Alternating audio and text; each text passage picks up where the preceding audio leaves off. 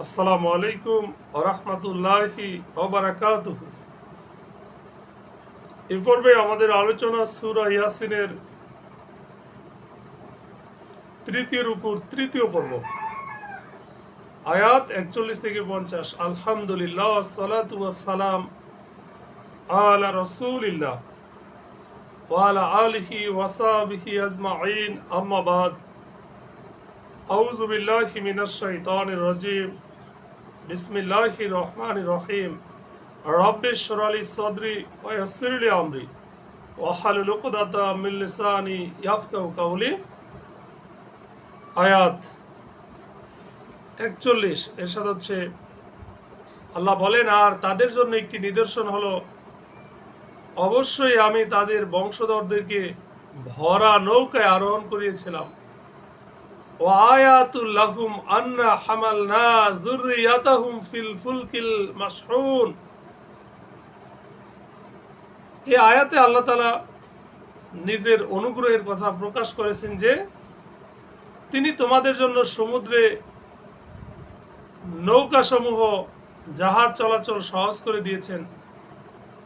এমনকি তোমরা নিজেদের সাথে ভরা জাহাজে আপন সন্তান সন্ততিকে নিয়ে যাও, প্রথম অর্থ। আর দ্বিতীয় অর্থ হচ্ছে, এখানে পিতৃপুরুষ বলতে, এই বংশধর বলতে নূহ আলাইহিস সালামের জাহাজকে বলা হয়েছে। নূহ আলাইহিস সালামের জাহাজে যে সকল লোকদেরকে উঠানো হয়েছিল, পরে তাদের থেকেই মানুষের বংশ বৃদ্ধি হয়েছে।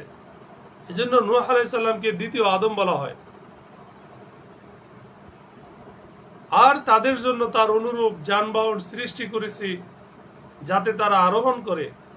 অখলাকনা লাহুম মিন মিসলিহি মা ইয়ারকাবুন।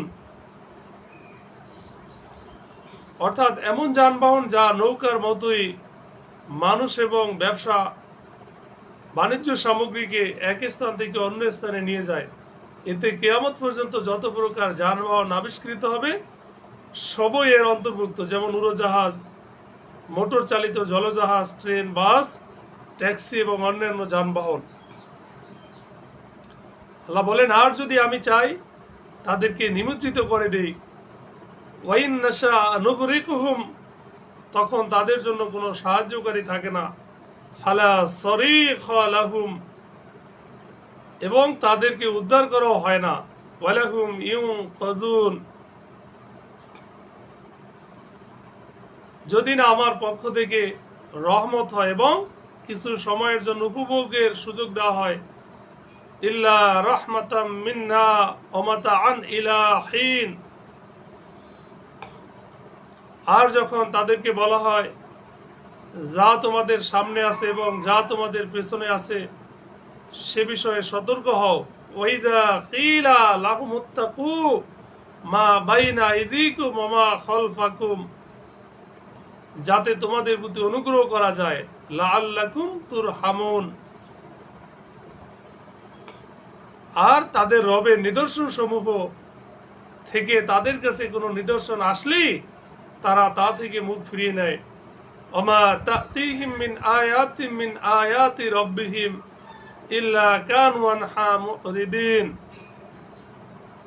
অর্থাৎ তাওহীদ ও রাসূলের সত্যতার যে সকল নিদর্শনই তাদের সামনে আসে, তাতে তারা চিন্তা ভাবনাই করে না যে তারা তাতে উপকৃত হবে, বরং প্রত্যেক নিদর্শনকে অস্বীকার করাই তাদের স্বভাব।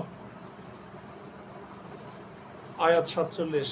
আর যখন তাদেরকে বলা হয়, আল্লাহ তাআলা তোমাদেরকে যে রিজিক দিয়েছেন তা থেকে তোমরা ব্যয় করো।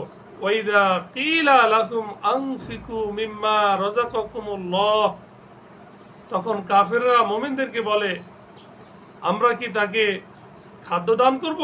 قال الذين كفروا للذين آمنوا أنطعم من لو يشاء الله أطعمه। আল্লাহ চাইলে যাকে খাদ্য দান করতেন। তোমরা তো স্পষ্ট পথভ্রষ্টতায় রয়েছো। ইন আনতুম ইল্লা ফি দালালিম মুবিন। তার মানে অর্থাৎ গরিব, মিসকিন এবং অভাবী ব্যক্তিদেরকে দান করো। আল্লাহ চাইলে তাদেরকে গরিবই করতো না, অতএব আমরা তাদেরকে দান করে আল্লাহর ইচ্ছার বিপরীত কেন করব?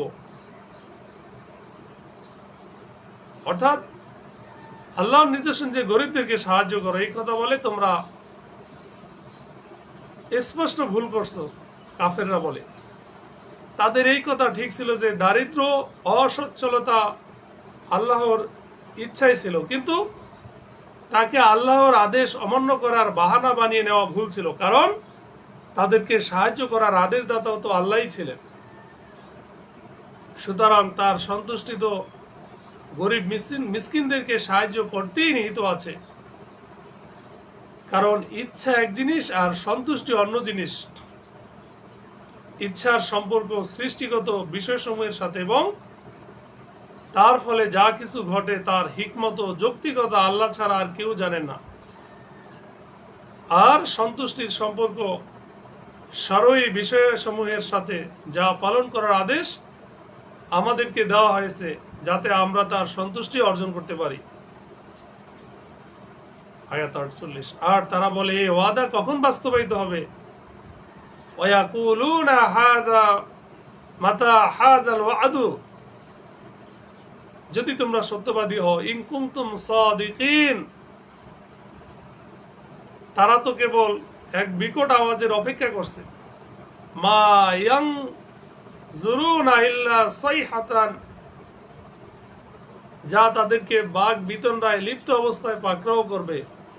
ওয়াহিদাতান তাখুযুহুম ওয়া হুম ইয়াখিসসিমুন, অর্থাৎ মানুষ বাজারে কেনা বেচা এবং স্বাভাবিক অভ্যাস অনুযায়ী কথাবার্তা ও বাঘ বিতণ্ডায় ব্যস্ত থাকবে।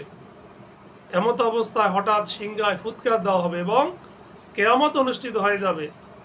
এটা হবে প্রথম ফুৎকার। ফালা ইয়াস্তাতিউনা তাওসিয়াতা ওয়ালা ইলা আহলিহিম ইয়ারজিউন, সুতরাং কিয়ামত এমন হঠাৎ আক্রমণ করবে যে তারা না পারবে ওসিয়ত করতে, আর না পারবে তাদের পরিবার পরিজনের কাছে ফিরে যেতে। আল্লাহ তাআলা আমাদের হেফাজত করুক, সঠিক বুঝ দান করুক। আমিন।